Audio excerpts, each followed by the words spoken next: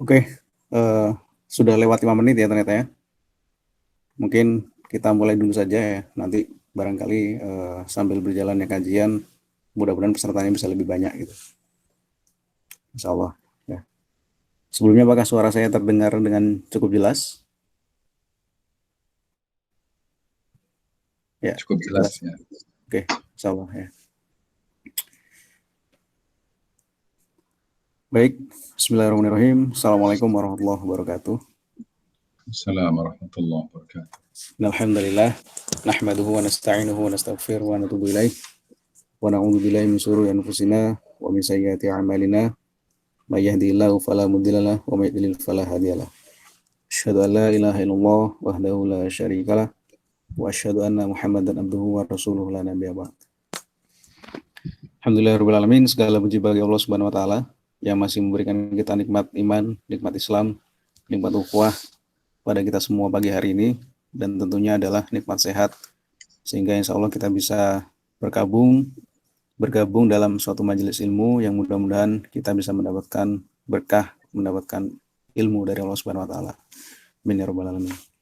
Shalawat serta salam semoga senantiasa tercurah pada Nabi kita, Nabi besar Muhammad SAW, dan pada para keluarganya, pada para sahabatnya, dan insya Allah umatnya yang insya Allah istiqomah hingga akhir zaman ya. Amin amin ya rabbal alamin. Para sahabat Forum Mahasiswa Muslim Indonesia di Taiwan yang dirahmati Allah Subhanahu wa taala.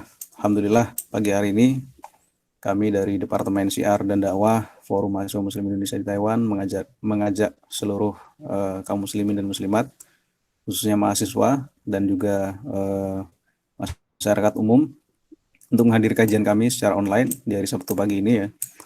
Ini merupakan kajian yang perdana di kepengurusan kita tahun ini ya, 2020-2021. Dan di kajian perdana ini alhamdulillah sudah hadir bersama kita narasumber yaitu Dr. Yunus Daud.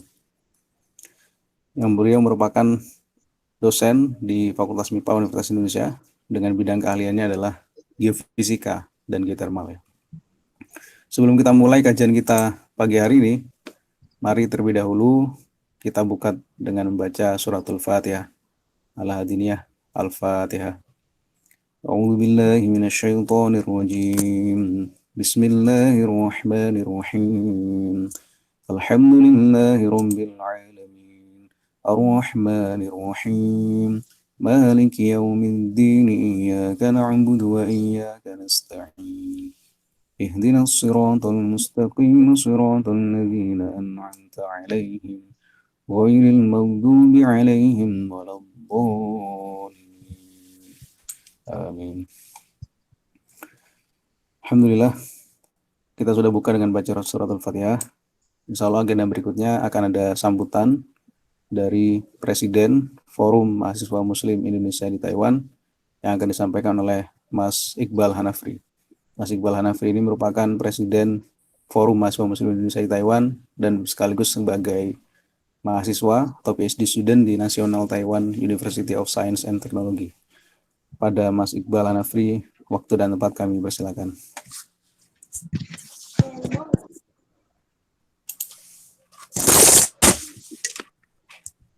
Ya, ya, cek 1 2 3 sudah terdengar, Mas Yogi? Terdengar. Ya, insya Allah terdengar. Insya Allah ya. Ya, bismillahirrahmanirrahim. Assalamualaikum warahmatullahi wabarakatuh. Waalaikumsalam warahmatullahi. Alhamdulillah. Alhamdulillahilladzi arsala rasulahu bil huda wa dinil haqq liyuzhirahu wa kafa billahi shahida wa asyhadu anna Muhammadan abduhu wa rasuluh. Rabbi shrah li sadri wa yassir li amri wa hlul 'uqdatam min lisani yafqahu qawli ma ba'd. Alhamdulillah.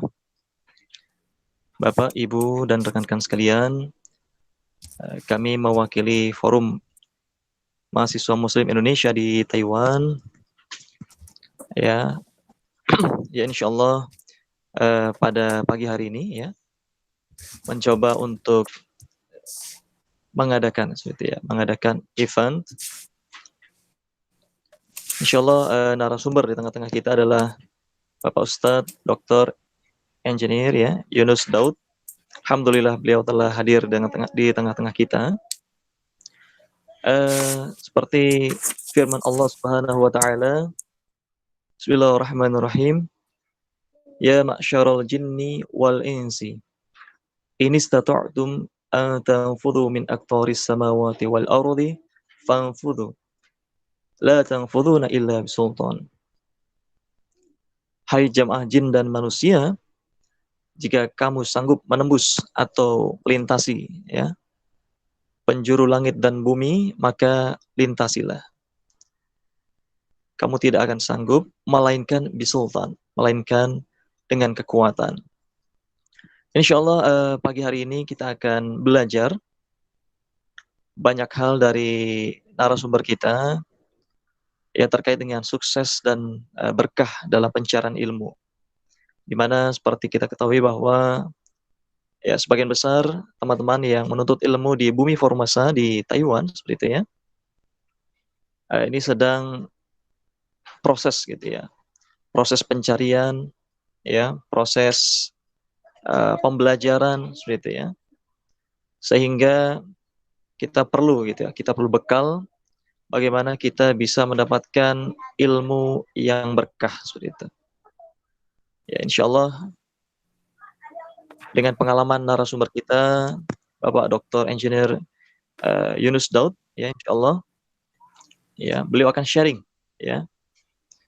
Kemudian juga ya rekan-rekan nanti ya bisa bersemangat ya dalam menuntut ilmu, dan insya Allah dalam perjalanannya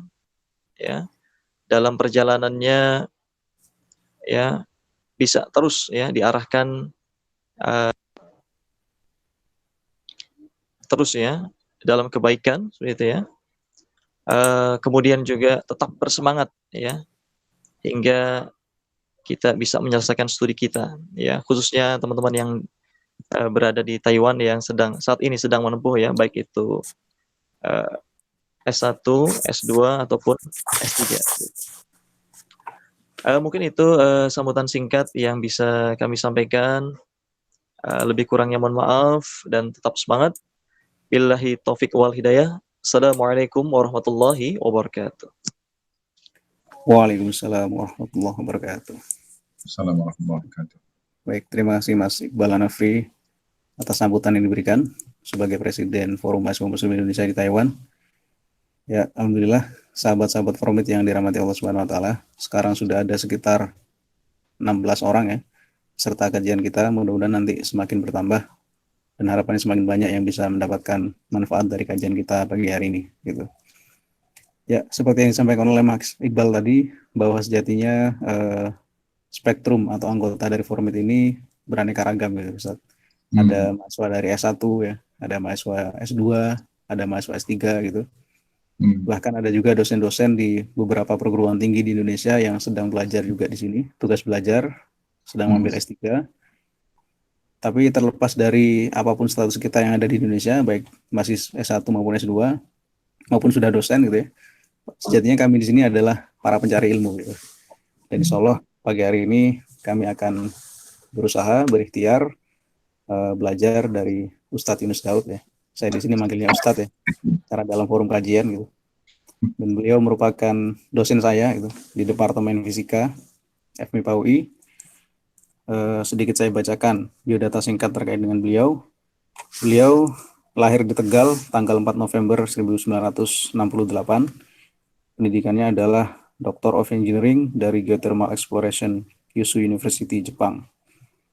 Kemudian sempat mengenyam pendidikan di Postgraduate Diploma in Geothermal Technology di Auckland University, New Zealand, Magister Geofisika Universitas Indonesia, dan Sarjana Fisika khususnya Geofisika di Universitas Indonesia.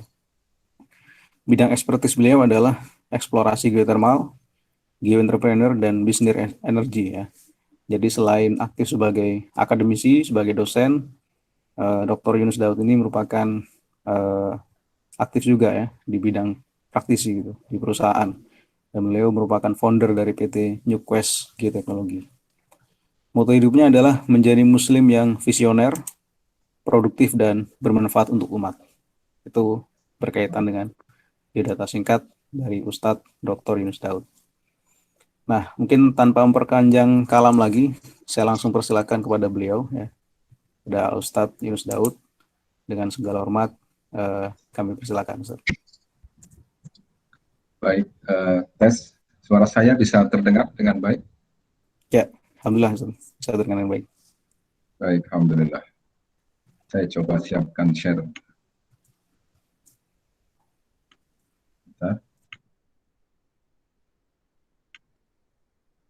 Baik, sudah terlihat ya? Mas Yogi sudah ya? Sudah, alhamdulillah. Baik, bismillahirrahmanirrahim. Assalamualaikum warahmatullahi wabarakatuh. Waalaikumsalam warahmatullahi wabarakatuh. Innal hamdalillah nahmaduhu wa nasta'inuhu wa nastahdi wa nastaghfiruh wa na'udzu billahi min syururi anfusina wa min sayyiati a'malina may yahdihillahu fahuwal muhtadi wa may yudlil falan tajida lahu waliyyan mursyida. Asyhadu an la ilaha illallah wahdahu la syarika lah wa asyhadu anna Muhammadan abduhu wa rasuluhu la nabiyya ba'dah. Allahumma fassalli wa sallim wa barik ala sayyidina Muhammadin wa ala alihi wa ashabihi wa ansarihi wa man tabi'ahum bi ihsanin ila yaumiddin, amma ba'd. فقد قال الله تعالى في كتابه الكريم أعوذ بالله من الشيطان الرجيم بسم الله الرحمن الرحيم يوم لا ينفع مال ولا بنون إلا من أتى الله بقلب سليم صدق الله العظيم وصدق رسوله الكريم ونحن على ذلك من الشاهدين.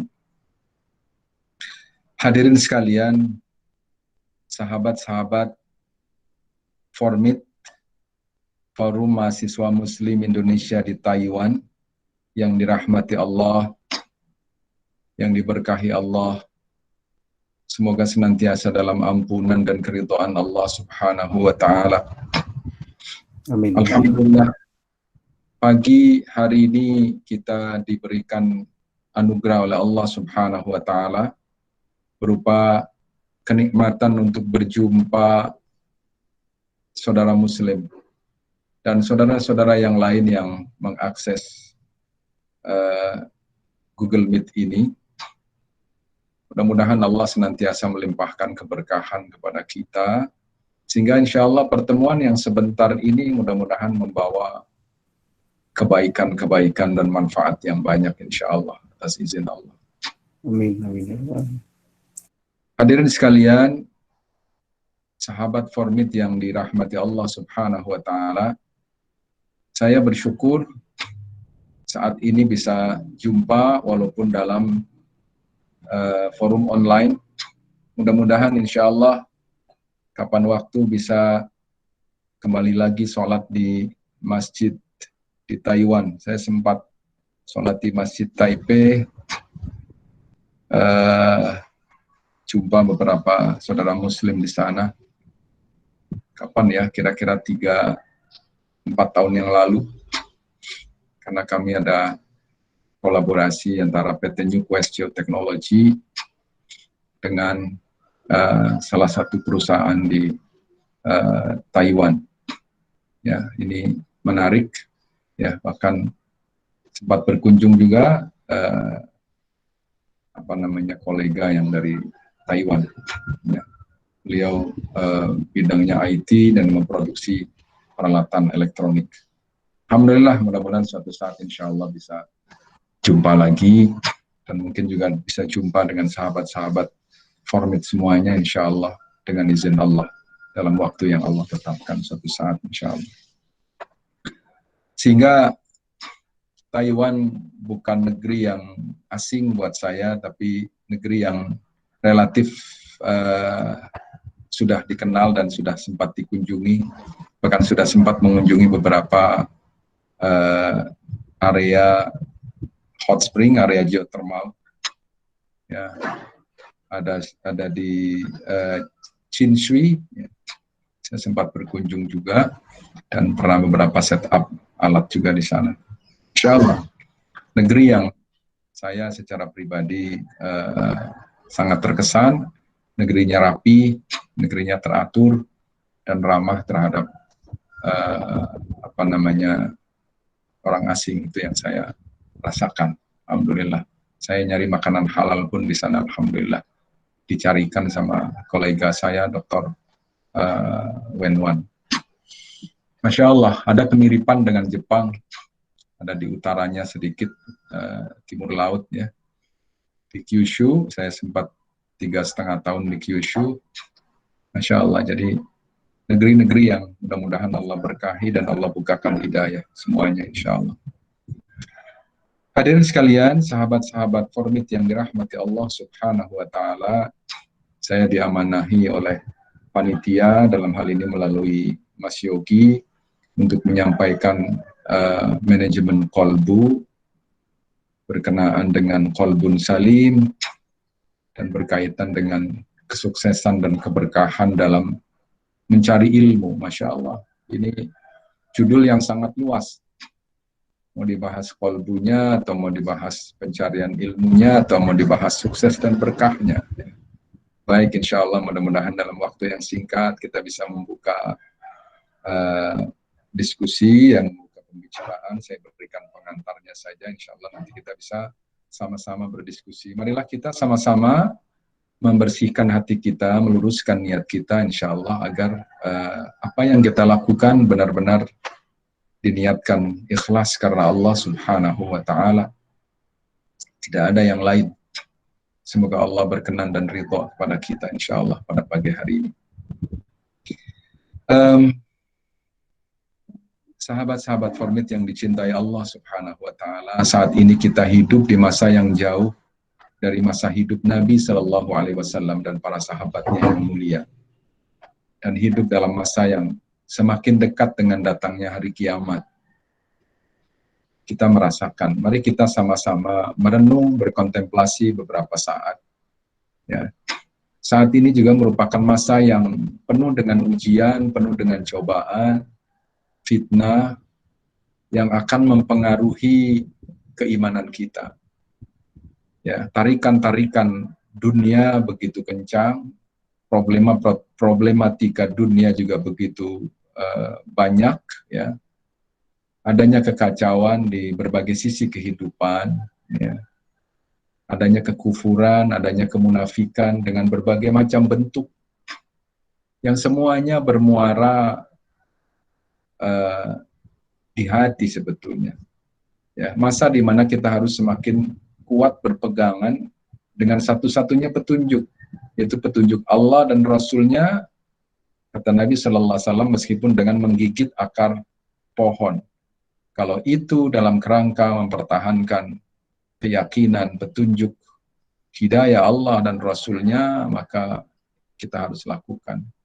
Dan ini menunjukkan masa-masa yang sulit. Ya. Era pandemi seperti ini pun juga satu ujian dari Allah Subhanahu wa Ta'ala yang kita harus mampu, ya, mampu untuk menjaga hati, mampu agar kita makin bersih hatinya dengan adanya pandemi ini, mampu menata hati agar kita makin dekat kepada Allah Subhanahu wa Ta'ala, bukan malah makin stres, ya. Tapi dengan adanya ini kita makin dekat, makin pasrah kepada Allah dengan terus berikhtiar agar kita senantiasa sehat dan selamat, sebagaimana tuntunan dari Nabi Sallallahu Alaihi Wasallam.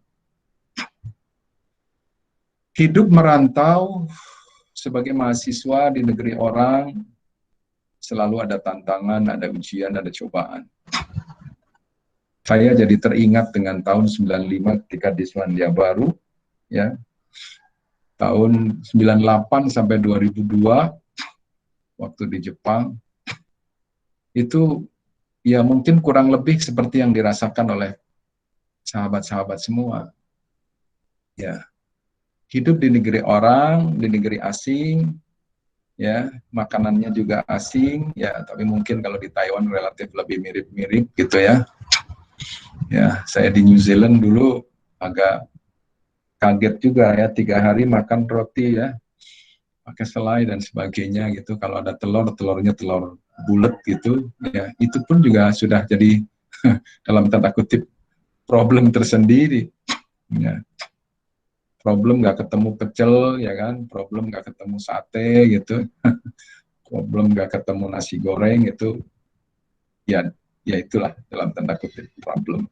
Tapi tidak hanya itu, kita berada di negeri asing yang memang kulturnya juga berbeda, ya, cara hidupnya juga berbeda, ya, bahasanya juga berbeda, ya, sehingga kalau kita nggak bisa memanage dengan baik, tantangan ujian cobaan ini, na'udzubillah min dzalik, ya. Karena itu pertanyaannya adalah bagaimana agar yang pertama survive, hidup sebagai muslim di negeri orang.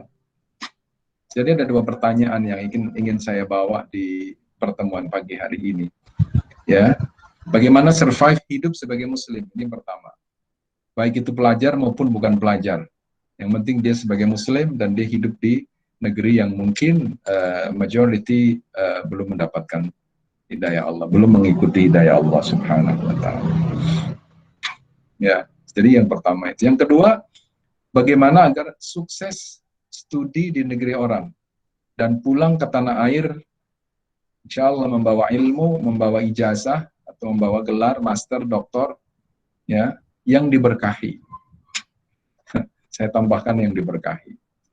Gitu. Ini penting, ya. Kalau kita melihat dua ini, saya kira ini cukuplah kita sebagai pribadi atau mungkin kalau membawa keluarga sebagai kepala keluarga atau sebagai ibu rumah tangga, ya, punya anak tapi juga punya lab juga. Masya Allah, how to survive, ini penting yang pertama sebagai muslim, sehingga dia bisa menjaga kemuslimannya, kemuslimahannya dan sebagainya. Ini sangat penting. Yang kedua, bagaimana hubungan dengan profesor di laboratorium, di research center. Bagaimana hubungan dengan saudara-saudara, kolega di lab, student dan sebagainya. Ya, ini baru hubungan. Bagaimana bisa menata waktu supaya risetnya berhasil. Ya, bagaimana menata waktu supaya publikasinya berhasil. Ini penting. Ya, ini penting. Jadi saya pernah mengalami fase hidup seperti ini dan alhamdulillah dengan izin Allah Subhanahu wa taala, Allah mudahkan, Allah bimbing, ya. Ini penting agar bisa survive, agar sukses gitu, ya. Survive hidup, ya, survive bukan hidup dan mati, ya, tetapi survive sebagai seorang muslim yang bisa mempertahankan ketinggian imannya, kedekatannya dengan Allah Subhanahu wa taala, lalu juga sukses dunia dan akhirat. Maka kita perlu bisa menata hidup dan studi dengan cara yang utama, karena ini core-nya adalah menata hati selaku pengendali hidup agar tetap bersih, lurus, sehat, selamat hatinya, istiqomah hatinya, dan membawa kesuksesan. Ini halaman penting, ya, yang perlu kita bahas. Baik, Rasulullah Shallallahu Alaihi Wasallam bersabda, "Ala wa inna fil jasadi mudghah, ala wa inna fil jasadi mudghah. Idza saluhat, saluhal jasadu kulluh, wa idza fasadat, fasadal jasadu kulluh, ala wa hiyal qalb." Hadis riwayat Bukhari. Ketahuilah bahwa di dalam jasad ini ada sekerat daging. Apabila ia baik, maka akan baiklah seluruh jasad. Dan apabila ia rusak, maka rusaklah seluruh jasad. Ketahuilah bahwa ia adalah qalb, ya. Qalb, jantung. Ya. Orang bilang jantung hati. Itu kadang akhirnya bilang hati. Ya. Ya sudahlah, ini sudah terlanjur gitu, ya. Qalb itu maknanya hati. Ya. Ini satu hadis yang memberikan gambaran kepada kita betapa secara fisik jantung ini sangat penting untuk dijaga, ya, ini secara fisik, ya. Tetapi juga ada secara spiritual, ya. Ini mungkin bisa ada kajian yang panjang, ya, kaitannya dengan qalbun salim, karena perlu dibahas lebih lanjut lagi, physically, spiritually, yang disebut qalb ini seperti apa, ini saya kira penting. Tetapi saya harus sampaikan bahwasanya ada dua, secara fisik dan secara spiritual. Ya, secara spiritual Nabi SAW menunjuk di dalam dada, ya, secara fisik maupun secara spiritual.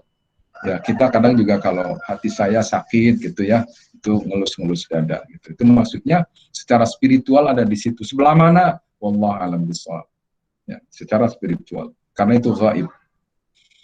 Para ulama membagi hati tadi, kita sepakat ya, jantung hati ini menjadi 3 jenis. Yang pertama adalah qalbun salimun. Ya, yang kedua adalah qalbun mayyitun. Yang ketiga qalbun maridun. Ya, ini insya Allah kita sudah tahu, sudah paham, tapi kita coba untuk mereview kembali. Qalbun salim, hati yang selamat, hati yang bersih, hati yang sehat. Bersih, selamat dari syirik. Bersih, selamat dari syahwat, dari nifak, kemunafikan, dan berbagai penyakit hati yang lain. Ya, jadi hati yang bersih, qalbun salim ini hati yang dipenuhi dengan iman. Hati yang dipenuhi dengan akidah, tauhid kepada Allah Subhanahu wa taala. Tidak semua hati punya ini. Ya, hati yang dapat menyelamatkan pemiliknya di hari kiamat. Nah, ini hati yang paling baik. Mudah-mudahan kita semua memiliki hati yang salimun, insyaallah. Yang kedua, kebalikannya. Qalbun mayyitun, hati yang mati. Hati yang mati yaitu hati yang tidak mengetahui Rabbnya. Hakikatnya adalah mati. Ya, tidak mengetahui Rabbnya. Ya, karena sesungguhnya fitrah kita adalah mengetahui Rabbnya. Tapi ini mati sehingga nggak bisa nyambung kepada Rabbnya. Sehingga akan membawa pemiliknya untuk tidak menyembah Allah dan senantiasa melakukan perbuatan yang akan mendatangkan kemurkaan Allah. Ya, tidak hanya tidak mau menyembah Allah, bahkan mengakui ada Allah saja nggak mau. Ya, tidak ada Allah. Itu sampai seperti itu. Ya, ini menarik. Kemudian yang ketiga, qalbun maridun, hati yang sakit. Hati yang hidup tetapi sakit. Hati seperti ini masih mengenal Allah dan memiliki kecintaan kepada Allah. Ada rasa cintanya nggak tahu 1-2% atau berapa persen gitu. Akan tapi hati ini juga masih cinta kepada syubhat. Masih cinta kepada syahwat yang bisa mendatangkan kemurkaan Allah. Hati jenis ini senantiasa dipenuhi penyakit yang bersarang di dalamnya. Fi qulubihim marad. Ya, di dalamnya ada penyakit. Dalam hati mereka itu ada penyakit. Di antaranya adalah nifak. Ini yang sangat berbahaya. Ya, kemudian riya. Ya, suka mengekspos amal salihnya. Ya, hasrat ingin dipuji, hasud, ya, dengki, ribah, dan sebagainya, penyakit-penyakit yang lain. Juga sombong dan tamak. Sahabat formid yang dirahmati Allah Subhanahu wa ta'ala, nanti kapan-kapan insya Allah kita bahas. Ini sebetulnya ada di dalam suratul Baqarah. Ya, di suratul Baqarah ayat 2 ya, sampai ayat 20. Ya. Jadi kalau qalbun salim, dzalikal kitabu la raiba fihi hudan lil muttaqin alladzina yu'minuna bil ghaibi wa yuqimuna as-salata wa mimma razaqnahum yunfiqun walladzina yu'minuna bima unzila ilaika wa ma unzila min qablik wa bil akhirati hum yuqinun ulaika ala hudan min rabbihim wa ulaika humul muflihun. Ini qalbun salim. Innal ladzina kafaru sawa'un 'alaihim a anzartahum am lam tunzirhum la yu'minun. Khatamallahu 'ala qulubihim wa 'ala sam'ihim wa 'ala absarihim ghishawa wa lahum 'adzabun 'adzim. Ya, ini qalbun mayyit. Ya, cuma 2 ayat saja. Ya, tetapi yang ketiga qalbun marid itu 13 ayat. Ya, 13 ayat. Ya. Gitu. Wa minan nasi may yaqulu amanna billahi wa bil yaumil akhir wa ma hum bimu'minin yukhadi'una Allah wal ladzina amanu wa ma yakhda'una illa anfusahum wa ma yash'urun. fi qulubihim maradun fazadahumullahu marada walahum adzabun alim bima kanu yakdzibun. Wa idza qila lahum, terus ya, terus sampai mathaluhum kamathalil ladzi istauqada nara, terus ya. Masya Allah, sampai ayat ke-20. Jadi ini gambaran betapa Allah Subhanahu wa taala yang menciptakan kita menunjukkan ada qalbu-qalbu yang seperti ini. Ya, karena itu kalau kita tahu, kita punya ilmunya, ilmu qalbu, dan insya Allah akan bisa memanage qalbu ini, maka insya Allah kita akan selamat. Insya Allah. Baik. Mari kita renungkan, ada ayat yang menyindir para sahabat, ya, sahabat Rasul Shallallahu Alaihi Wasallam, dan juga sahabat formid insya Allah. Ya, sahabat formid insya Allah, pengikut Nabi Shallallahu Alaihi Wasallam. A'udzu billahi minasyaitonir rajim. Alam ya'ni lilladzina amanu an takhsha'a qulubuhum li dzikrillah wa ma nazala minal haqqi wa la yakunu kalladzina utul kitaba min qablu fatala 'alaihimul amad فطال عليهم الأمد فقست قلوبهم وكثير منهم فاسقون. Belum tibakah waktunya bagi orang-orang yang beriman? Ya, ini sindiran ini. Belum tibakah waktunya bagi orang-orang yang beriman untuk tunduk hati mereka secara khusyuk mengingat Allah. Ya, ini ditunggu-tunggu sama Allah Subhanahu wa taala, dan mematuhi kebenaran yang telah diwahyukan kepada mereka. Ya. Apakah belum datang waktunya? Kapan lagi nih orang-orang yang beriman ini untuk bisa lebih tunduk hati, khusyuk, mengingat Allah dan mematuhi Allah. Dan janganlah mereka berlaku seperti orang-orang yang telah menerima kitab sebelum itu. Ini sindiran. Jangan kayak mereka, ya, ahlul kitab. Kemudian mereka melalui masa yang panjang sehingga hati mereka menjadi keras. Silakan baca surah Al-Baqarah. Itu ada gambaran mereka ahlul kitab yang luar biasa. Di surah Ali Imran itu juga banyak dibahas. Masya Allah. Sehingga setelah melalui masa yang panjang, hati mereka menjadi keras. Dan banyak di antara mereka menjadi orang-orang yang fasik. Na'udzubillah. Mudah-mudahan kita tidak termasuk kita yang menyambut sindiran ini. Ya, para sahabat merasa bukan hanya disindir tapi merasa ditampar. Ya. Sehingga perlu segera kembali kepada Allah Subhanahu wa taala, menata hati. Ya. Kemudian bagaimana melakukan penataan qalbu, ya, manajemen qalbu. Ya. Agar menjadi qalbun salim. Yang tadi sudah. Secara ringkas, saya ingin mengajak melakukan beberapa langkah. Yang pertama, menentukan visi perjumpaan dengan Allah dengan hati bersih. Buat visi dulu. Ya, visinya adalah ingin berjumpa dengan Allah dengan membawa hati yang bersih. Qalbun salim. Ya, jadi ini visi luar biasa. Ya, kalau nggak punya visi ini, ya nanti hidupnya akan terombang-ambing tidak jelas. Ya. Jadi yang pertama adalah menentukan visi perjumpaan dengan Allah, ya, dengan hati yang bersih. Kemudian yang kedua, menentukan cita-cita agar saat ruh lepas dari raga dalam keadaan husnul khatimah. Ya, karena visi berjumpa dengan Allah adalah melalui kematian. Ya, walaupun saat ini kita bisa berjumpa dengan Allah Subhanahu wa taala, ya, kapanpun kita menjalin hubungan dengan Allah, ya. Tapi perjumpaan yang khusus lagi adalah pada saat kita di akhirat nanti. Maka untuk bisa berjumpa dengan Allah dengan hati yang bersih, gerbangnya adalah kematian, dan gerbang kematian itu harus dimasuki dalam kondisi husnul khatimah. Ini cita-cita kita. Ya. Untuk bisa husnul khatimah, maka hidupnya 50 tahun, 60 tahun, 70 tahun, 80 tahun, 90 tahun, 100 tahun, atau mungkin lebih. Ya.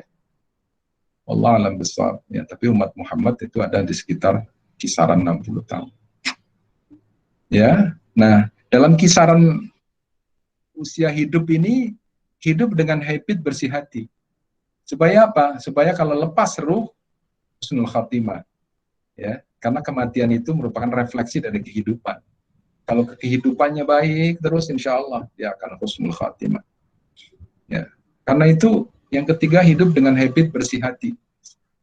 Ya, nah untuk bisa punya habit seperti itu perlu ada pembinaan. Kalau nggak dibina, nggak bisa. Ya, namanya makan saja kalau nggak dibina, apa aja bisa dimakan. Namanya minuman kalau nggak dibina, minum apa aja. Padahal Allah mengatakan kulu washrabu, ya, makan minumlah silakan. Tapi ada yang ketiga, wala tusrifu, ya, jangan berlebih-lebihan, perhatikan halalan thayyiban, ya. Nah, thayyib ini yang berhubungan dengan kesehatan, perlu diperhatikan karena perintahnya halalan thayyiban. Ini kalau terkait dengan makanan. Ya. Nah, ini melakukan pembinaan diri agar menjadi pribadi berhati bersih. Ya, jadi perlu ada pembinaan. Kalau nggak dibina, nggak bisa. Karena diri kita itu cenderung ada hawa nafsu. Ya, kita ada tarikan-tarikan dunia, tarikan-tarikan hawa nafsu. Baik, jadi caranya seperti ini, dan yang akan saya sampaikan di slide-slide berikutnya, intinya sih memperjelas ini aja. Ya, jadi poin utamanya adalah ini. Ya, dari sekarang kita harus bisa membina diri. Membina diri nggak bisa fardian. Ya, sebagaimana sholat kita nggak cukup sholat fardian, tapi diperintahkan oleh Allah dengan sangat agar jamaian, gitu. Karena itu pembinaan diri itu nggak cukup membina diri saja, tapi harus berjamaah. Ya, harus bersama-sama, harus berukhuwah, harus guyub dengan yang lain. Ya, ada kebersamaan. Ya, sebagaimana apa tuh tagline-nya Formit, ya, ukhuwah, ya, kebersamaan. Saya kira ini penting sehingga pembinaan ini menjadi efektif, saling memperkuat.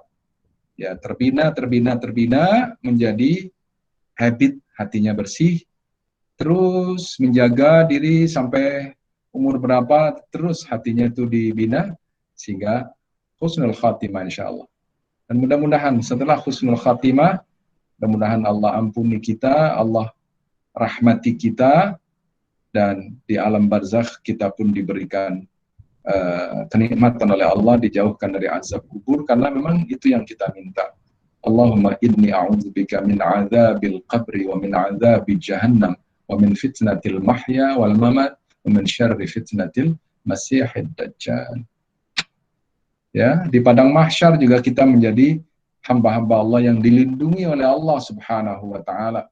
Karena ketika setiap hari membaca Quran, setiap hari bersahabat dengan Quran, menghafal Al-Quran, mendakwahkan Al-Quran, maka ketika di padang mahsyar kita akan mendapatkan perlindungan. Ya, surah Al-Baqarah seperti awan. Ya, wallah alam besar perlindungannya seperti apa yang bisa kita bayangkan yang ada di dunia. Ya, surah Ali Imran itu akan menjadi pelindung kita. Masya Allah, ini luar biasa. Dan kemudian berjumpa dengan Rasul Sallallahu Alaihi Wasallam, kemudian berjumpa dengan Allah Subhanahu Wa Taala. Masya Allah, dengan hati yang bersih. Ini memantapkan visi berjumpa dengan Allah dengan hati bersih, karena ada ayat di surah Asy-Syura ayat 88 sampai 89 yang saya bacakan tadi, yauma la yanfa'u malu wala banun. Pada hari itu harta dan anak laki-laki tidak berguna. Harta dan anak-anak lah, ya. Illa man atallaha biqalbin salim, kecuali orang-orang yang menghadap Allah dengan hati yang bersih. Masya Allah. Kita harus siapkan ini. Masa perjumpaan dengan Allah ini gimana? Karena ada orang yang saat perjumpaan dengan Allah tidak diizinkan untuk melihat wajah Allah. Ya, bahkan Allah murka. Ya. Bahkan dia dipermalukan. Ya, karena itu kita juga mohon kepada Allah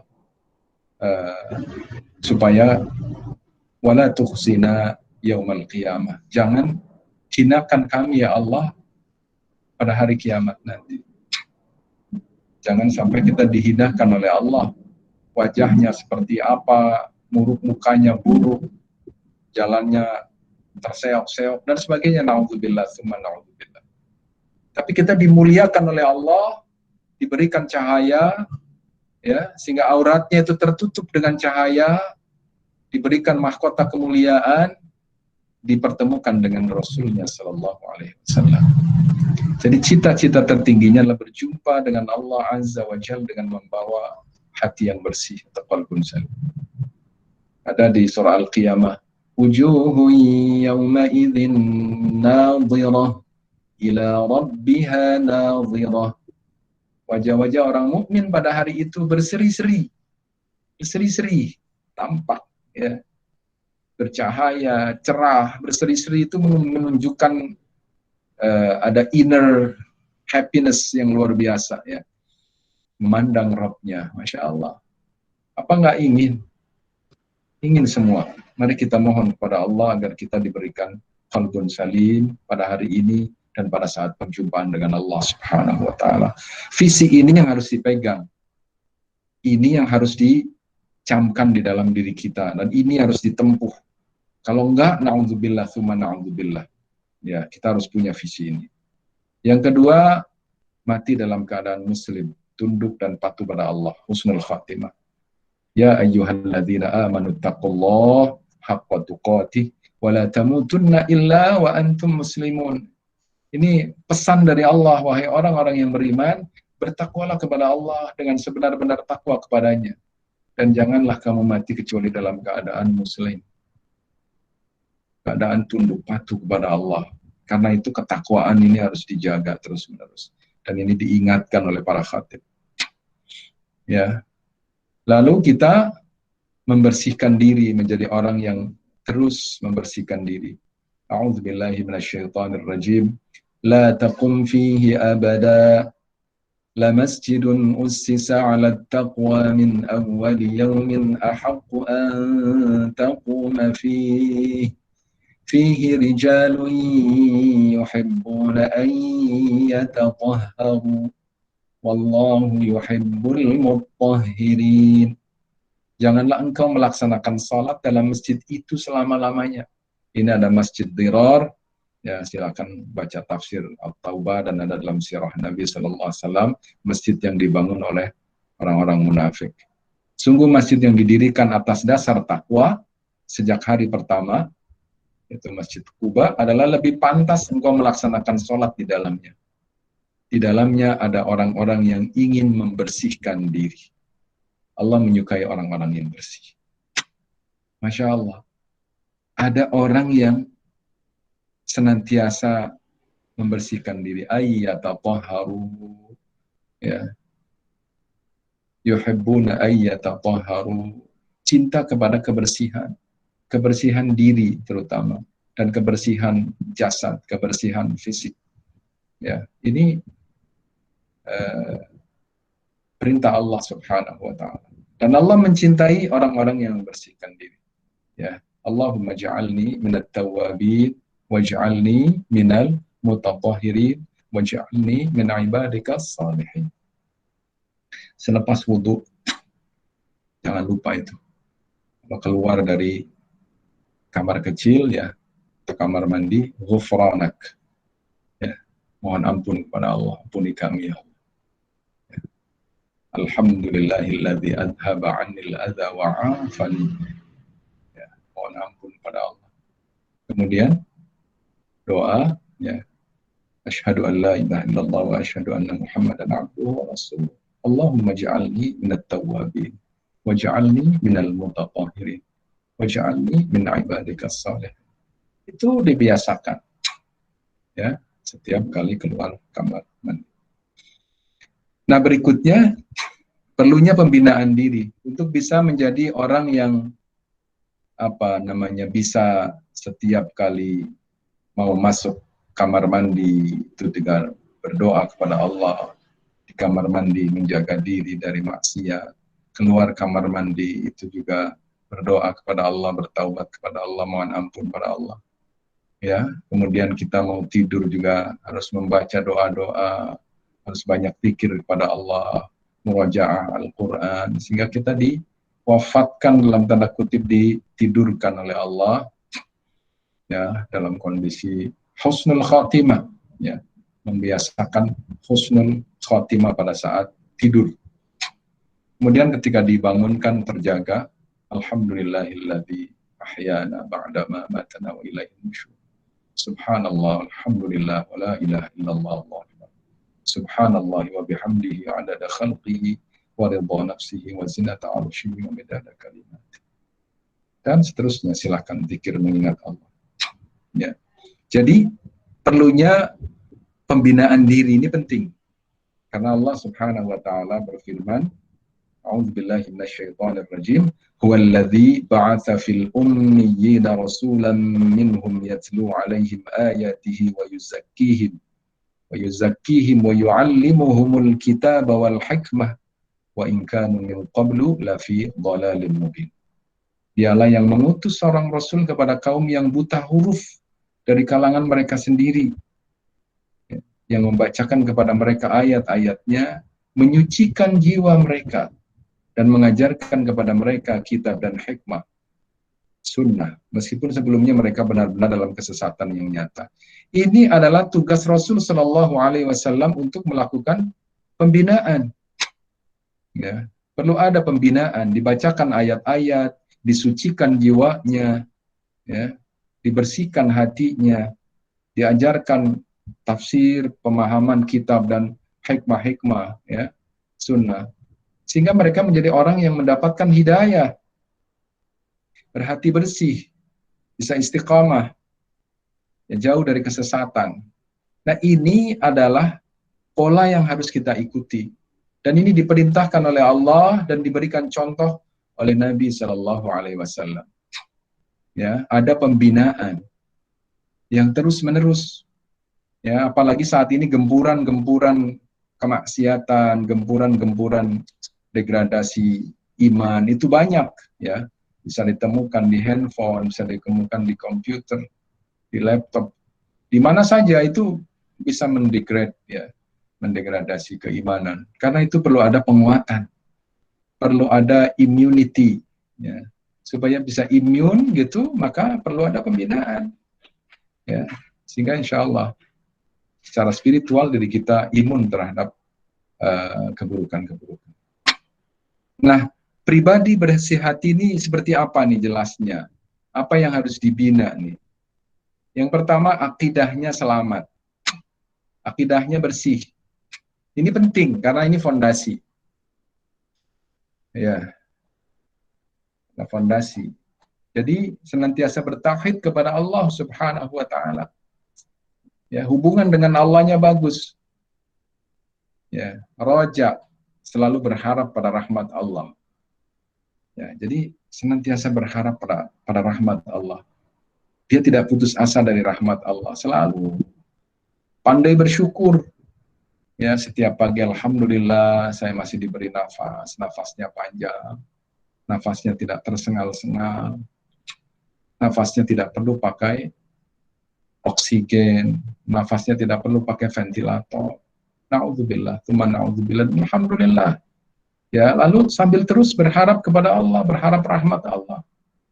Ya, ini penting.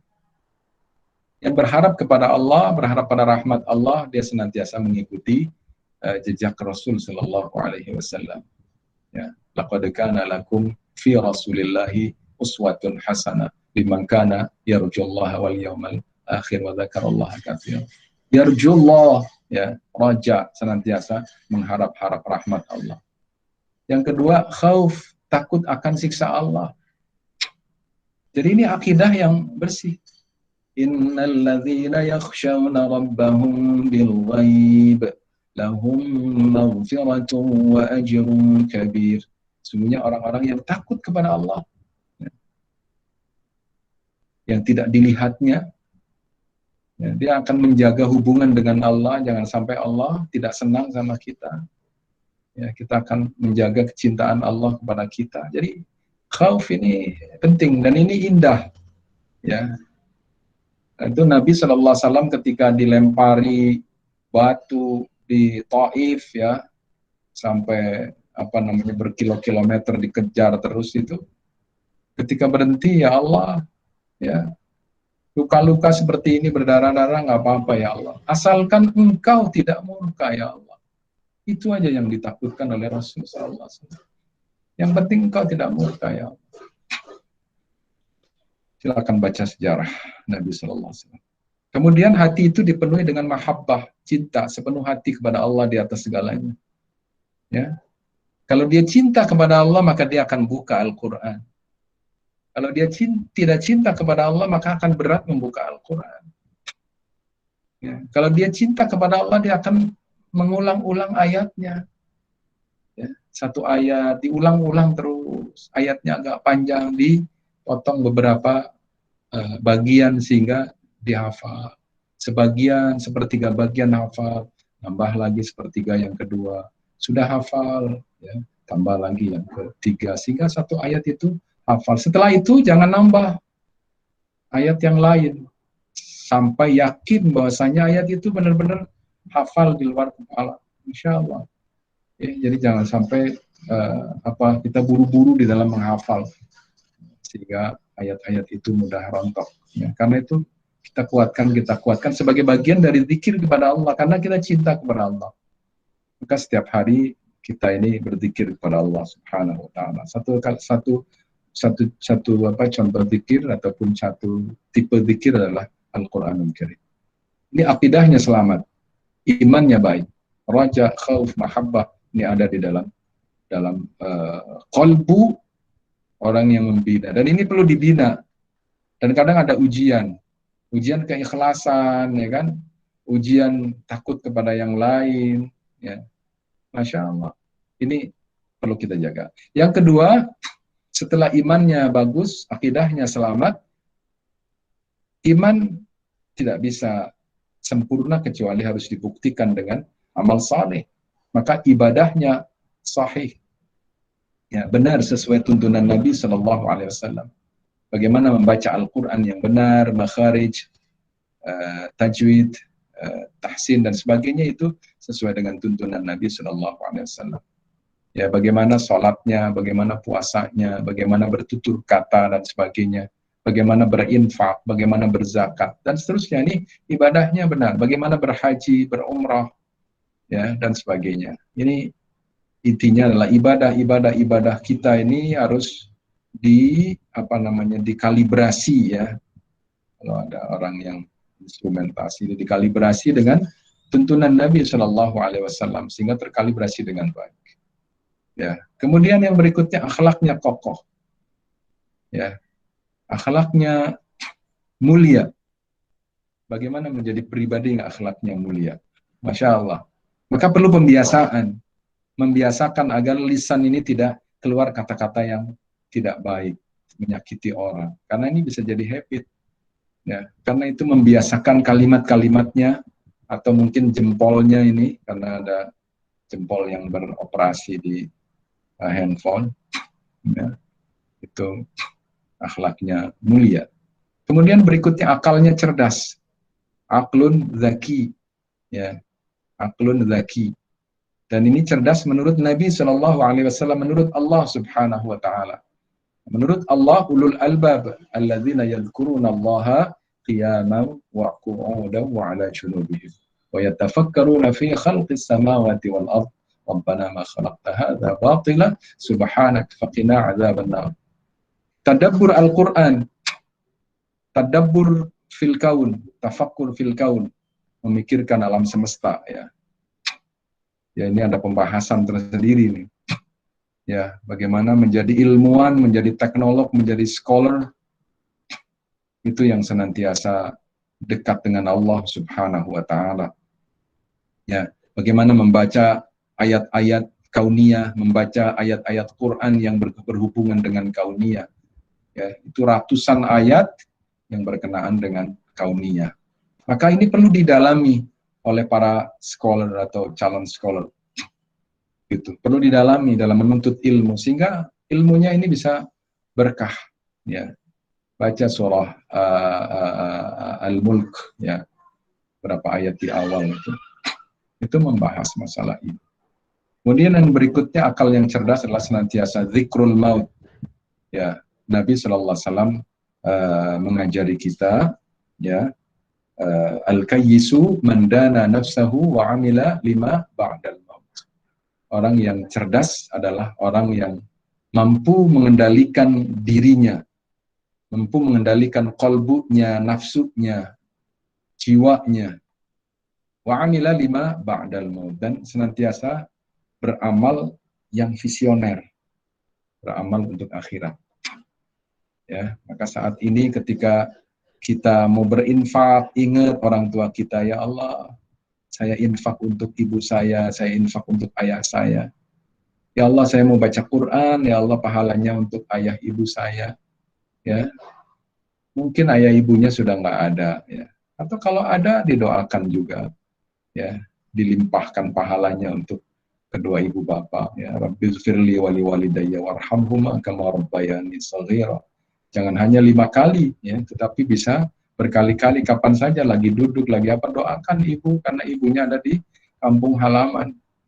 Ya, jadi didoakan, doakan, gitu. Apalagi kalau bapak ibunya sudah tidak ada, maka harus lebih banyak lagi karena mereka sudah tidak bisa beramal, amalnya sudah putus, kecuali anak soleh yang senantiasa mendoakan, senantiasa beramal untuk kedua ibu bapaknya. Itu masih, ya. Kemudian ilmu yang bermanfaat serta amal jariah. Masya Allah. Jadi pribadi bersih, akidahnya selamat, ibadahnya sahih, akhlaknya kokoh, akalnya cerdas. Masya Allah. Apa ini akan simsalabim bisa jadi gitu dalam sehari? Nggak bisa. Karena itu perlu ada pembinaan yang terus-menerus. Ya, mudah-mudahan Formit ini bisa menghimpun saudara-saudara, sahabat-sahabat, ya, Muslim, ya, maupun yang belum Muslim yang tertarik untuk mendalami Islam. Ini pun juga perlu diajak dengan kelembutan, dengan kebaikan, dengan kesantunan, ya, dengan kemoderatan dan sebagainya, sehingga mereka akan lebih mencintai ajaran Nabi Sallallahu Alaihi Wasallam, ajaran Allah Subhanahu Wa Taala. Ini pribadi yang berhati bersih. Nah, bagaimana menjadi itu? Caranya gimana? Nah, tadi saya sudah sampaikan, mendalami ilmu tentang pribadi bersih hati. Ya, ini ada ilmu qalbun salim, ini juga panjang lagi. Perlu mendalami ini ilmunya. Ya. Yang kedua, melakukan evaluasi diri atau muhasabah terkait kebersihan hati. Ya, setiap malam, ya, khususnya malam itu mau tidur itu evaluasi diri. Ya Allah, saya kok tadi kata-katanya kurang baik gitu. Tadi kok saya perangainya begitu, saya masih emosional. Ya, supaya hatinya bersih, jiwanya bersih, akhlaknya bisa lebih baik lagi, akalnya itu dijaga dari berpikir hal-hal yang kurang baik. Kemudian kebersihan aktivitas ini dievaluasi setiap malam khususnya, kemudian berniat bahwa besok pagi saya akan memperbaiki lagi. Ini bagian dari upaya pembinaan. Yang kedua, bertaubat dari berbagai maksiat yang mengotori hati dan jiwa. Ya, harus bertobat memang obatnya. Kalau hati ini kotor, ya, sering nyakitin orang, naudzubillah, jiwanya juga kotor, suka maksiat, ya, menyenangi maksiat, naudzubillah, tidak membenci maksiat tapi menyenangi maksiat, ini harus banyak bertaubat. Setelah bertaubat, hijrah dan kembali kepada Allah dan meniti kehidupan yang diridhoi oleh Allah Subhanahu wa Ta'ala. Masa pandemi seperti ini adalah isyarat dari Allah Subhanahu wa Ta'ala agar manusia semuanya bisa mengevaluasi diri. Siapa dirinya, betapa besarnya Allah Subhanahu wa Ta'ala dan betapa kecilnya dirinya. Karena dengan pandemi ini manusia itu direndahkan ya oleh makhluk yang sangat kecil, dibuat tidak berdaya, ya, dibuat takut.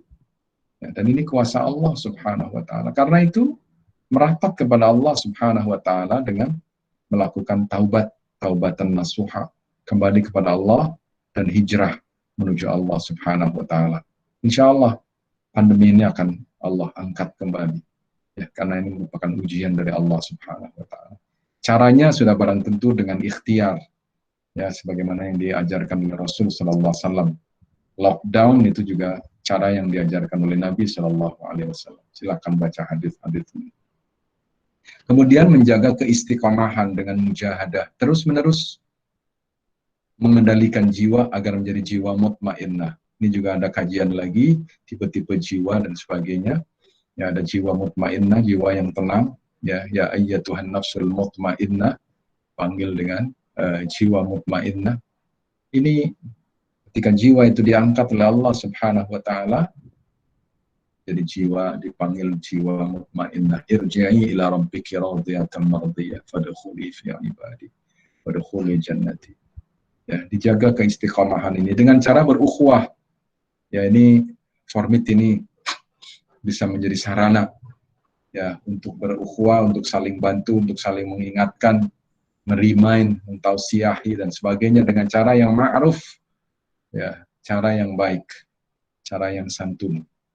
Kemudian senantiasa bergandeng tangan bersama saudara muslim yang lain agar bisa saling menjaga keistiqomahan. Ya, bergandeng tangan dalam tanda kutip ya. Karena nggak boleh Pak social distancing. Iya, paham, makanya dikasih teng-teng begini. Senantiasa menjaga kekompakan, ya, saling menjaga keistiqomahan. Jadi ini bagaimana menjadi pribadi bersih ini dengan cara begini. Nah, tanda-tandanya gimana? Saya akan singkat saja. Nah, tadi saya mulai jam 7.16. Yang pertama, tanda-tanda pribadi bersih, terbuka hatinya untuk menerima petunjuk Allah. Maka apakah orang-orang yang dibukakan hatinya oleh Allah untuk menerima agama Islam, lalu dia mendapat cahaya dari Tuhannya, sama dengan orang yang hatinya membatu? Maka celakalah mereka yang hatinya telah membatu untuk mengingat Allah. Mereka itu dalam kesesatan yang nyata. Ya, jadi open mind, open heart, terbuka hatinya, ya, menerima cahaya Allah Subhanahu wa taala. Yang kedua, hati merasa tentram dengan mengingat Allah. Itu orang-orang yang beriman dan hati mereka menjadi tentram dengan mengingat Allah. Ingatlah, hanya dengan mengingat Allah hati menjadi tentram. Ya.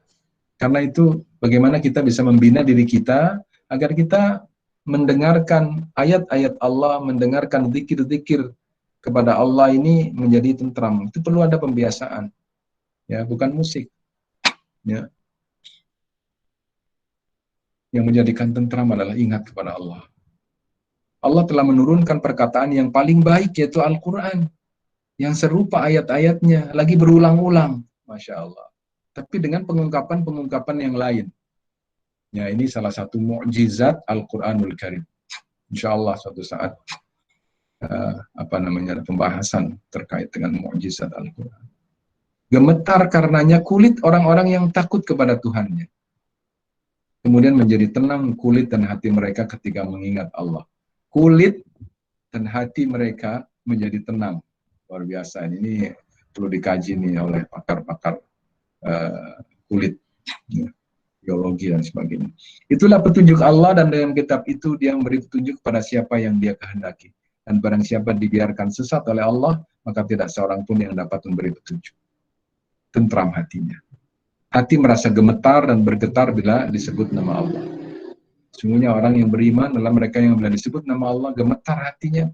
Dan bila dibacakan ayat-ayatnya kepada mereka, bertambah kuat imannya. Dan hanya kepada Tuhan mereka bertawakal. Ini ciri pribadi berhati bersih. Dan sampaikanlah Muhammad kabar gembira kepada orang-orang yang tunduk patuh kepada Allah. Itu orang-orang yang apabila disebut nama Allah, hati mereka bergetar.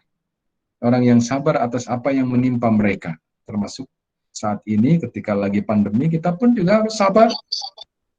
Sabar di dalam rumah. Sabar di dalam flat ataupun di tempat kontrakan dan sebagainya. Ya. Dan orang yang melaksanakan sholat dan orang yang menginfakkan sebagian rezeki yang kami karuniakan kepada mereka. Ya, Masya Allah. Yang berikutnya, tenang dan senantiasa bertambah imannya. Orang yang hatinya bersih senantiasa tenang dan imannya terus bertambah. Masya Allah. Dialah yang telah menurunkan ketenangan ke dalam hati orang-orang mukmin. Huwallazi anzala as-sakinata fi qulubil mu'minin liyazdadu imanan ma'a imanihim. Walillahi junubus samawati wal ard wa kana Allahu aliman hakima. Dialah yang telah menurunkan ketenangan ke dalam hati orang-orang mukmin, ada sakinah untuk menambah keimanan atas keimanan mereka yang telah ada. Masya Allah, nikmat. Perhatikan betul ini ayat Allah ini. Ya, iman yang sudah ada ditambah lagi imannya, tenang yang sudah ada ditambah ketenangannya. Dan milik Allah lah bala tentara langit dan bumi. Dan Allah Maha mengetahui, Maha bijaksana. Yang termasuk di masa pandemi ini. Bersegera dalam berbuat kebaikan. Dan mereka yang memberikan apa yang mereka berikan, sedekah dengan hati penuh rasa takut. Ya, karena mereka tahu bahwa sungguhnya mereka akan kembali kepada Tuhannya. Mereka itu bersegera dalam kebaikan-kebaikan, dan mereka lah orang-orang yang lebih dahulu memperoleh. Insya Allah. Ya, mengutamakan saudaranya yang lain. Orang yang hatinya bersih senantiasa mengutamakan saudaranya yang lain. Dan istilahnya ithar. Ya. Mudah-mudahan kita bisa ini, karena ini perlu digembleng. Karena berat, ada kekikiran, ada ego dan sebagainya. Ini yang hal-hal kayak gini perlu dilatih supaya kekikirannya minim atau mungkin bisa hilang gitu. Egoismenya itu juga hilang gitu. Dan orang-orang Ansor, orang-orang Madinah yang telah menempati kota Madinah dan telah beriman sebelum kedatangan mereka, muhajirin, mereka mencintai orang yang berhijrah ke tempat mereka. Coba bayangkan. Dan mereka tidak menaruh keinginan dalam hati mereka terhadap apa yang diberikan kepada orang-orang muhajirin. Dan mereka mengutamakan orang-orang muhajirin atas dirinya sendiri. Meskipun mereka juga memerlukan. Dan siapa yang paling dijaga dirinya dari kekikiran, maka mereka itulah orang-orang yang beruntung. Masya Allah, kita perlu mencontoh mereka. Ya. Saya terutama masih jauh, lagi terus banyak belajar. Bersih hati dari rasa dengki. Ya. Jadi orang yang hatinya bersih senantiasa dijaga dari sifat dengki. Dan orang-orang yang datang sesudah mereka, muhajirin dan ansar, mereka berdoa. Mudah-mudahan kita termasuk. Karena kita bukan muhajirin dan bukan ansar. Tapi kita datang sesudah mereka, betul. Rabbana ighfir lana wa li ikhwanina alladhina sabaquna bil iman. Wa la taj'al fi qulubina ghillan lil ladzina amanu rabbana innaka ra'ufur rahim. Ya Allah, ya Tuhan kami, ampunilah kami dan saudara-saudara kami yang telah beriman lebih dahulu dari kami. Dan jangan engkau tanamkan kedengkian dalam hati kami terhadap orang-orang yang beriman. Ya Tuhan kami, sungguh engkau maha penyantun, maha penyayang. Masya Allah. Ya. Terima kasih. Saya kira itu saja yang bisa saya sampaikan pada pagi hari ini. Mudah-mudahan insya Allah bisa memberikan introduction mungkin. Tapi mohon maaf lama, jadi sekitar 1 jam ini saya sampaikan. Sia-sia. Terima kasih. Ya, alhamdulillah. Terima kasih banyak Ustaz Yunus. Jazakallah khair atas penyampaian materinya yang luar biasa ya. Kami alhamdulillah di sini bisa menyimak. Mudah-mudahan juga peserta yang lain ya bisa menyimak juga, insyaallah. Alhamdulillah sekarang sudah sekitar 36 orang yang mengikuti kajian ini ya. 36 orang memang fluktuatif tadi, ada yang live beberapa juga, mungkin karena satu dan lain hal juga. Tapi alhamdulillah secara umum konstan sekitar 36 sampai 39 orang tadi yang hadir di kajian kita pagi hari ini. Mudah-mudahan menambahkan keberkahan bagi kita semua. Amin amin ya rabbal alamin.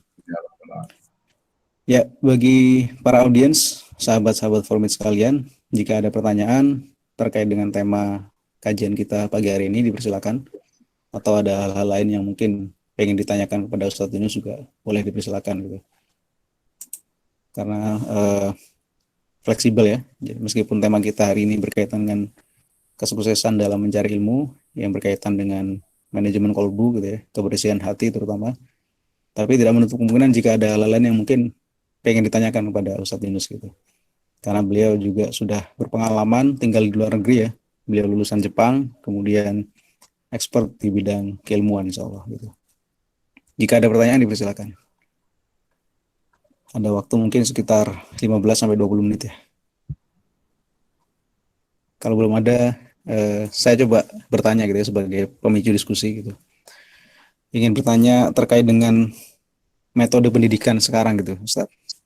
Jadi di masa pandemi ini mungkin secara umum kehidupan kita berubah gitu ya. Termasuk di salah satunya adalah aspek pendidikan.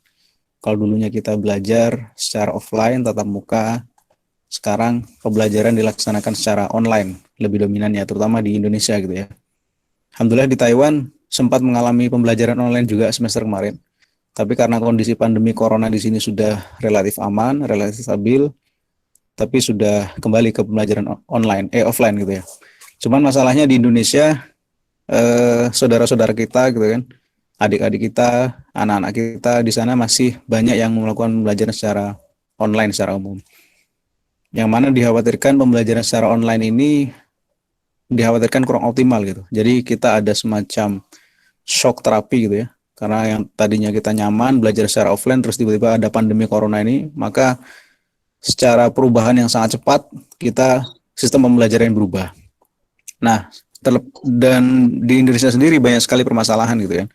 Permasalahan metode online yang kurang optimal gitu ya. Masalah jaringan, masalah penyampaian materinya. Jadi kami sangat khawatir akan ada lost generation. Lost generation setidaknya selama setahun ini gitu kan. Dimana saat selama setahun ini pendidikan kita tidak optimal, maka akan ada lost generation pendidikan kita selama setahun, terutama di Indonesia gitu. Nah, itu seluruh aspek pendidikan, mulai dari sekolah dasar, menengah, sampai perguruan tinggi mengalami hal yang demikian. Di Jawa saja sangat sulit untuk mengakses metode pembelajaran seperti sekarang. Apalagi di pulau-pulau yang mohon maaf di luar Jawa seperti itu. Nah, kira-kira bagaimanakah pendapat Ustadz Yunus terkait dengan metode pendidikan kita di Indonesia sekarang? Barangkali kami gitu ya, di Taiwan ini punya ide-ide yang cukup baik juga gitu ya, yang nantinya barangkali bisa diaplikasikan untuk metode pembelajaran ke depan gitu. Ya, terima kasih Ustadz. Itu pertanyaannya. Masya Allah. Ini pertanyaannya berbobot nih, seperti orang. Masya Allah. Alhamdulillah. Terima kasih Mas Yogi. Ya memang pandemi ini ujian dari Allah Subhanahu wa Ta'ala. Ya. La yukallifullahu nafsan illa wus'aha. Ya. Allah tidak membebani manusia melainkan sesuai kesanggupannya. Dan kita lagi diuji secara pribadi, juga diuji secara kolektif.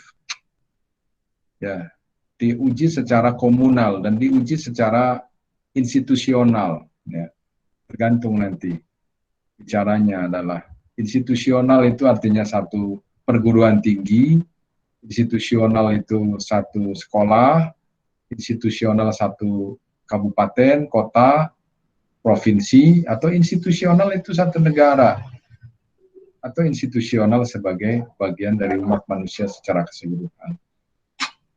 Karena ini merata, ya, ujian ini, pandemi ini merata, dan penularan ini pun juga sangat tergantung kepada bagaimana masing-masing institusi itu bisa mengelola itu dengan baik atau tidak. Ini juga ujian, ya. Dan ini berlaku kepada siapapun. Kalau negara itu melakukan lockdown dengan baik, peduli dengan rakyatnya dengan baik, maka Allah berikan jalan keluar, berikan penjagaan. Karena tipsnya sudah diberikan oleh Nabi, guide-nya sudah diberikan oleh Nabi Sallallahu Alaihi Wasallam. Ya, barang siapa di suatu negara atau di suatu area, satu wilayah terjadi wabah, maka jangan sekali-kali kamu memasukinya. Tapi barang siapa Anda berada di sebuah wilayah dan wilayah itu kena wabah, Anda di tengahnya, maka jangan sekali-kali keluar. Gitu. Artinya ketika kita ada wabah di dalamnya, itu juga diselesaikan oleh di dalamnya. Dan ini ujian, tidak hanya pribadi. Dan ini bukan pribadi nih. Ini ujian antara satu pribadi dengan pribadi yang lain, ujian kepemimpinan, ujian manajemen. Ini luar biasa. Sistem. Ujian sistem. Maka ada institusi yang survive menghadapi ujian ini, ada institusi yang tidak survive. Ya. Maka ketika pandemi ini lewat melalui jalur-jalur pernafasan. Ya, saluran-saluran bisa nyambung ke pernafasan. Ya, maka hidung sama mulut ini harus dijaga, harus ditutup. Ya, saya mah nggak usah pakai masker ketika keluar misalnya. Ya, kalau takdirnya sakit ya sakit, oh nggak bisa. Ya, bagaimana ya Rasulullah? Apakah saya harus bertawakal kemudian ontanya ditaruh aja di depan masjid? Tidak, ikatkan dulu tali onta yang kuat, baru jalan. Baru tinggalkan, baru bertawakal maksud saya. Jadi artinya tawakal kepada Allah ini setelah berikhtiar. Berikhtiar gimana? Institusional. Ya, terutama kalau dalam hal ini mendengar para pakar kesehatan, itu harus didengar itu. Ya, didengar. Satu ulama, yang kedua pakar kesehatan. Itu harus didengar karena berhubungan dengan itu. Gitu. Nah, kalau nggak didengar pakar kesehatan, ya sudah. Pakar kesehatannya juga malas. Tapi malas pun juga sebetulnya membuka membuka kesempatan untuk lebih tersebarnya lagi wabah ini. Saya menjawab itu dulu terlebih dahulu. Baru yang kedua masalah pendidikan, karena masalah pendidikan ini adalah efek. Gitu. Masalah pendidikan ini efek. Kalau sistem bisa menyelesaikan masalah, maka masalah pendidikan pun bisa diselesaikan. Gitu. Ya. Kalau sistem bisa diselesaikan, maka pendidikan yang merupakan bagian dari sistem bisa diselesaikan. Tidak perlu lost generation. Asal kompak. Jadi, apa ya, ini masih bukan teoritis ya, kaidah-kaidah gitu loh.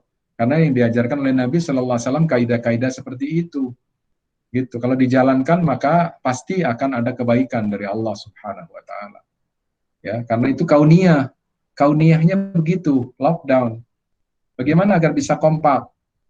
Ya, buat kompakan dengan institusinya, ya, warganya supaya kompak. Tapi ini apa ya? Diatur bersama-sama dari pucuk pimpinan sampai ke bawah, pimpinan-pimpinan yang ada di bawah, kompak, dan kedisiplinan ini perlu. Nah, termasuk juga pendidikan. Nah, bagaimana nih menyelesaikan pendidikan? Dengan online. Gagap pasti, di awal gagap. Para guru, para dosen gagap juga. Ya, awal-awal gagap. Saya merasa juga. Tapi lama-lama, oh online bagus kok. Ya, alhamdulillah ini pengajian pagi-pagi ini. Ya, saya bilang saya mengisi pengajian di Taiwan. Oh, Taiwan ya, kapan berangkat? Enggak, nanti kurang 5 menit saya udah berangkat gitu. Ya, Masya Allah, jam 7 kurang 5 di sini, ya, jam 8 kurang 5 di Taiwan udah jalan. Alhamdulillah, sama. Saya duduk di masjid, saya duduk di kampus, sama. Tinggal bagaimana hati kita ini mau menata, gitu ya. Insya Allah, gitu. Ya memang sih ada masalah-masalah, guru misalnya, kemudian pulsa dan sebagainya. Saya kira ini sarana yang perlu diselesaikan oleh institusi. Gitu. Karena kalau nggak diselesaikan secara institusional, maka nanti pribadi-pribadi atau keluarga ini juga bermasalah karena tidak semua orang punya kondisi keekonomian yang sama gitu. Ya memang sih pada akhirnya bermasalah. Ini yang pertama. Yang kedua, ini juga ujian buat keluarga. Karena institusi yang tidak bisa dihindarkan lagi adalah institusi keluarga. Ya. Kalau camatnya cuek, bupatinya cuek, dan seterusnya gitu. Cuek itu mungkin, tapi kalau bapak ibunya cuek gimana? Kan nggak bisa. Karena anak ada di sini, keluarga ada di sini tiap hari gitu. Ya, maka di sini adalah ujian yang luar biasa. Ya, bagaimana keluarga ini bisa menjalani ujian ini dengan baik. Ya, jadi seorang ayah ini diuji, seorang ibu diuji, seorang anak diuji. Karena itu kembalinya adalah kepada Allah. Bagaimana Allah itu mengatur keluarga. Ya, khairukum li ahlihi. Yang terbaik di antara kalian, the best of you, kata Nabi Shallallahu Alaihi Wasallam kepada para laki-laki adalah yang terbaik kepada keluarganya. Laki-laki seorang ayah yang terbaik kepada istrinya, kepada anak-anaknya. Dan pendidikan yang terbaik adalah pendidikan kelembutan. Ini luar biasa. Jadi bagaimana ayah itu memerankan perannya untuk mendidik keluarganya yang selama ini mungkin katakanlah misalnya, wah saya masih sibuk di luar, saya bisnis, saya ini, keluarganya nggak pernah nggak pernah disentuh, ya, nggak pernah didekati gitu, karena mungkin dianggapnya ibunya yang mendidik anak-anaknya, sekolah yang mendidik anak-anaknya. Sekarang dirinya yang mendidik, bisa nggak? Nah ini ujian, kita diuji oleh Allah akan keluar dengan baik atau tidak. Ya, karena itu bagaimana menjadi imam di rumah, bagaimana menjadi guru ngaji di rumah, bagaimana menjadi guru fisika di rumah, guru matematik di rumah, ini satu hal yang perlu perlu perlu diselesaikan oleh masing-masing keluarga. Tentu nanti ada komunikasi. Akan ada kestabilan baru sebetulnya. Ya, saya tidak mengatakan new normal. Karena kalau salah new normal itu mal-mal buka semuanya gitu, bioskop buka ya sudah terjangkit kemana-mana. Tapi ada kestabilan baru, keseimbangan baru di mana orang lebih banyak di rumah. Gitu. Karena di rumah maka bagaimana mengoptimalkan pertemuan. Quality time-nya itu sekarang lebih banyak. Yang dulunya quality time-nya itu hari Sabtu Ahad itu, sekarang quality time-nya itu setiap hari. Ya, saya sudah 6 bulan di rumah. Tapi saya bisa mengurusi mahasiswa, saya bisa membimbing mahasiswa, bisa meluluskan mahasiswa S1, S2, bisa membimbing mahasiswa S3. Alhamdulillah dengan izin Allah, tapi tetap perlu ada cara.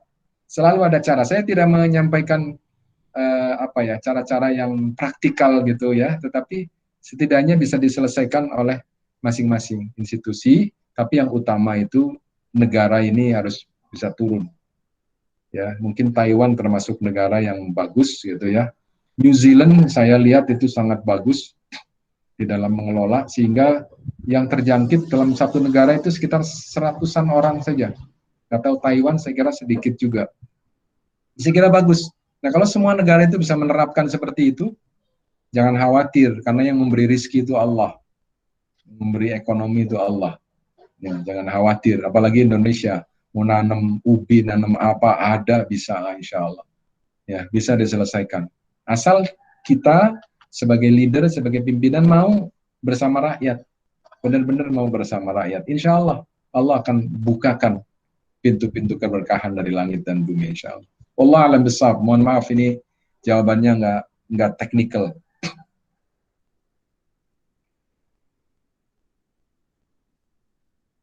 Baik, terima kasih Ustaz atas jawabannya.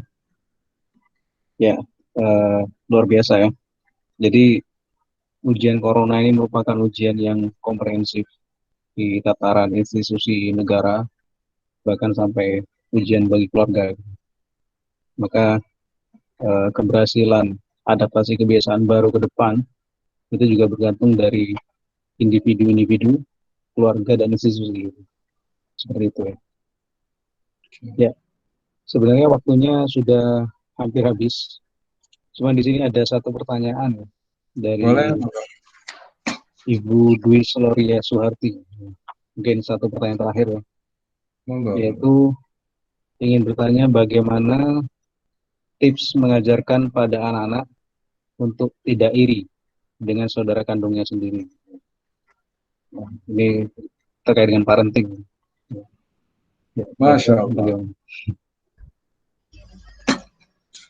Ya, luar biasa memang. Jadi ya ini juga sebagian dari tadi yang kita bahas juga, termasuk dinamika yang ada di dalam keluarga kita ya.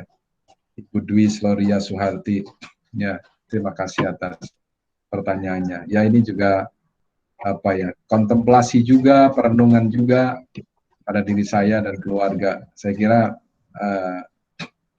masing-masing menghadapi hal-hal yang seperti ini. Nah, karena itu memang saya melihat kata kuncinya adalah adil ya. Kata kuncinya adil. Adil dan memahamkan adil kepada keluarga. Ya. Jadi kalau keluarga memiliki pemahaman adil yang benar, insya Allah keirian-keirian ini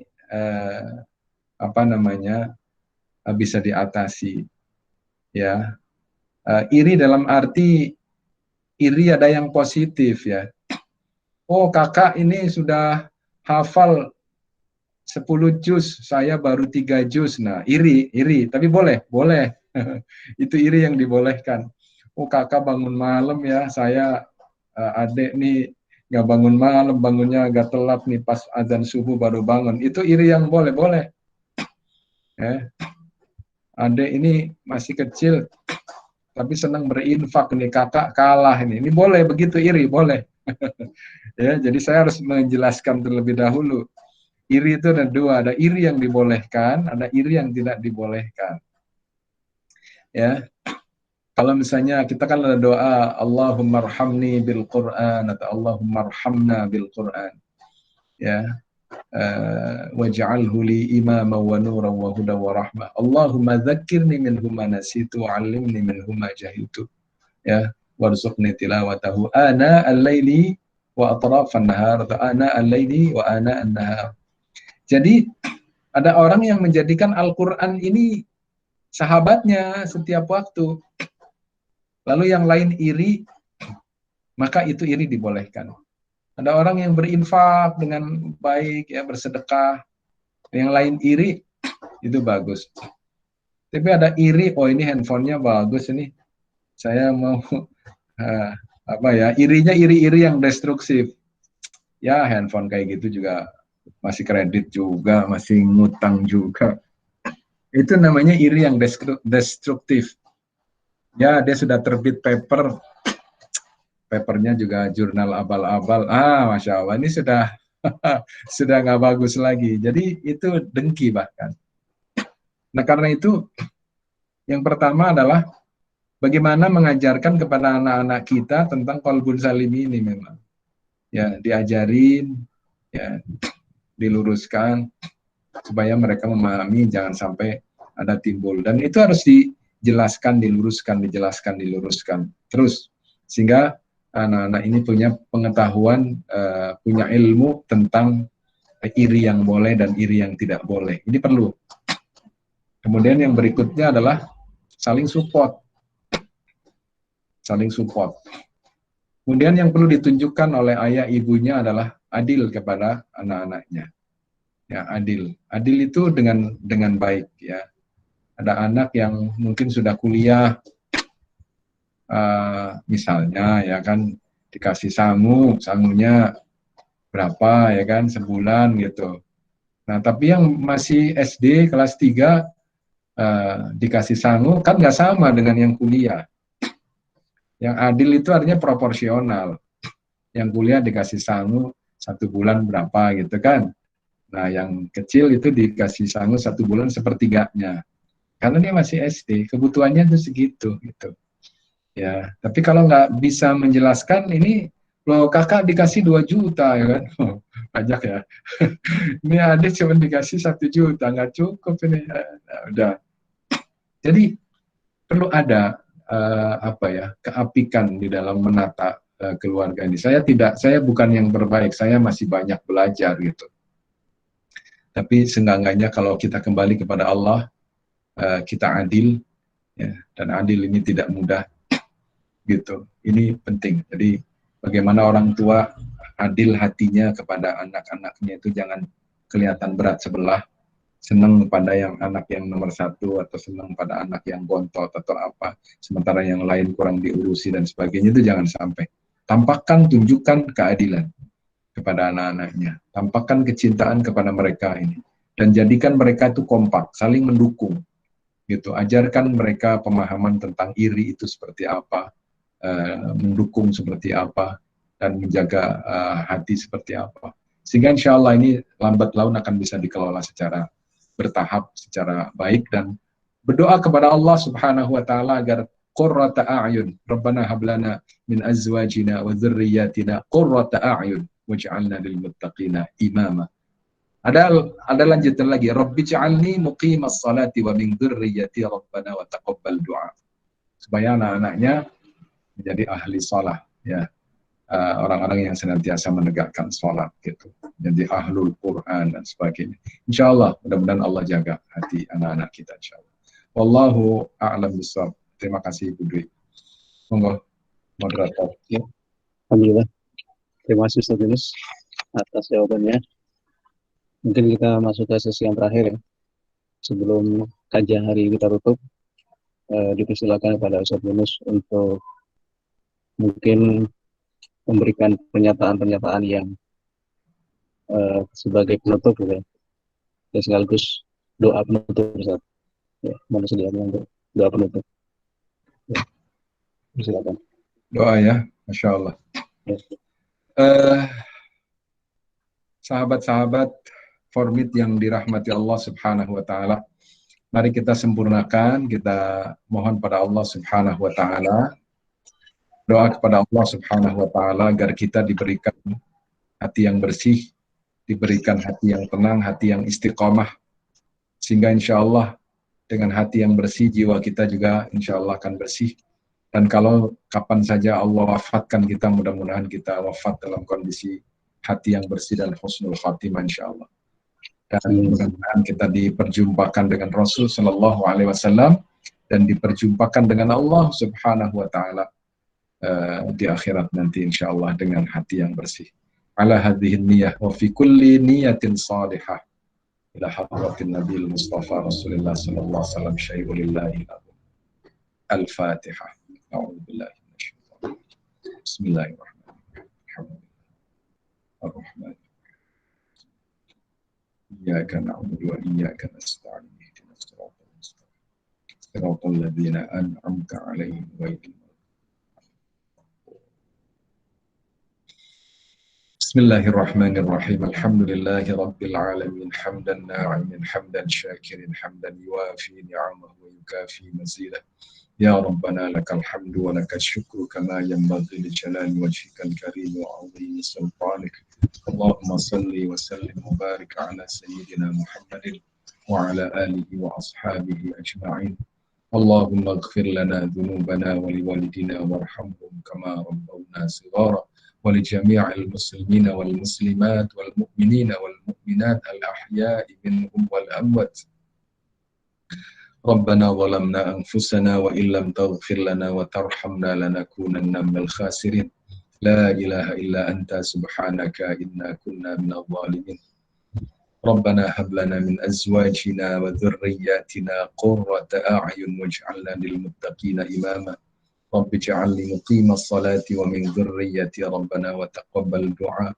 اللهم أعنا على ذكرك وشكرك وحسن عبادتك اللهم إنا نسألك سلامة في الدين والدنيا والآخرة وعافية في الجسد وبركة في الرزق وزيادة في العلم وتوبة قبل الموت ورحمة عند الموت ومغفرة بعد الموت اللهم هون علينا في سكرات الموت والنجاة من النار والعفو عند الحساب اللهم إنا نسألك حسن الخاتمة ونعوذ بك من سوء الخاتمة بسم الله الذي لا يضر مع اسمه شيء في الأرض ولا في السماء وهو السميع العليم بسم الله الذي لا يضر مع اسمه شيء في الأرض ولا في السماء وهو السميع العليم بسم الله الذي لا يضر مع اسمه شيء في الأرض ولا في السماء وهو السميع العليم نعوذ بكلمات الله التامة من شر ما خلق نعوذ بكلمات الله التامة من شر ما خلق نعوذ بكلمات الله التامة من شر ما خلق اللهم ادفع عنا البلاء والغلاء والوباء والكورونا وغيرها ما لا يدفعه غيرك يا قوي يا متين يا قوي يا متين ويا رب العالمين ويا أرحم الراحمين ربنا تقبل منا إنك أنت السميع العليم وتب علينا إنك أنت التواب الرحيم حسبنا الله ونعم الوكيل نعم المولى ونعم النصير ربنا آتنا في الدنيا حسنة وفي الآخرة حسنة وقنا عذاب النار وصلى الله على سيدنا محمد وعلى آله وصحبه وسلم سبحان ربك رب العزة عما يصفون وسلام على المرسلين والحمد لله رب العالمين. Alhamdulillah. Alhamdulillah. Terima kasih banyak kami sampaikan kepada Ustadz Yunus sebagai narasumber kita pagi hari ini. Semoga kajian yang sudah kita laksanakan menambah wawasan tentunya, menambah inspirasi, dan insya Allah mudah-mudahan diberkahi oleh Allah. Amin ya Allah. Dan mohon juga semudah-mudahan formit atau formasi Muslim Indonesia di Taiwan ini semakin lebih baik lagi. Amin ya Allah. Insya Allah hari ini akan mengadakan rihlah. Oh Masya Allah, rihlah. Akan rihlah ke daerah Taiwan Tengah sampai besok. Ya. Oh, di sana aman ya, ini ya COVID ya, Masya Allah. Mohon doanya. Insya Allah, ya, semuanya sudah relatif aman. Ya, alhamdulillah, dijaga oleh Allah semuanya. Semoga fi amanillah, fi amanillah. Baik, Insya Allah, saya boleh minta izin kalau gitu.